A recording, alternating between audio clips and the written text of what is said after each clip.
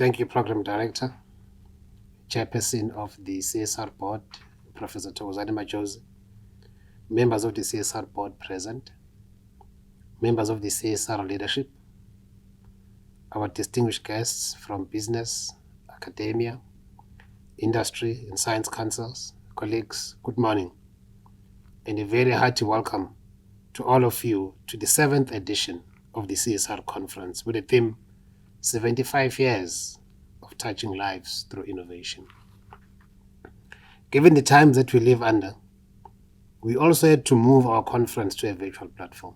Despite this, we hope to excite and engage you on a series of events, including webinars, virtual tours, demonstrations, and exhibitions during the conference. In addition to sharing some of our strategic research, development, and innovation, and related impact, we intend to showcase capabilities that are key to improving the competitiveness of South African enterprises.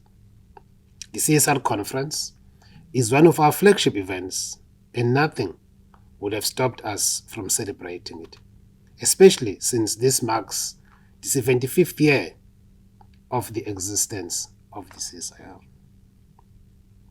No one could have been prepared for the events that transpired this year.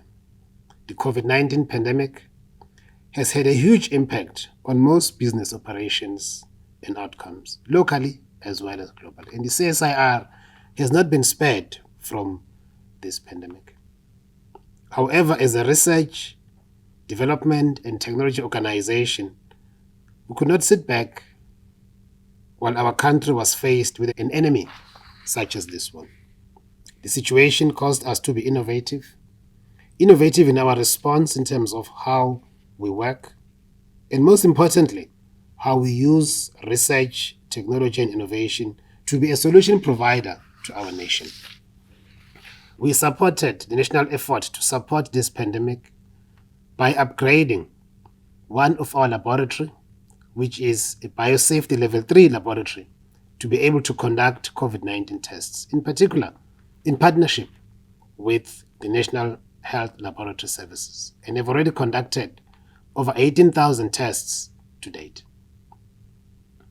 We established a data and information center using our CMO platform for situational awareness, as well as to provide decision support to the state.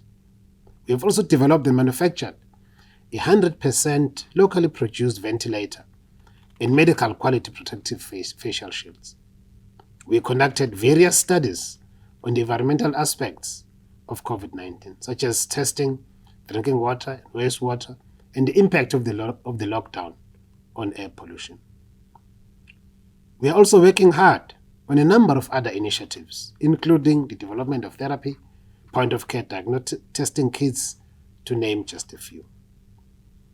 In the last 2 years, we introduced a new organizational strategy that seeks to leverage our science, engineering, and technology capabilities to improve industry competitiveness and thus contribute positively to our economy.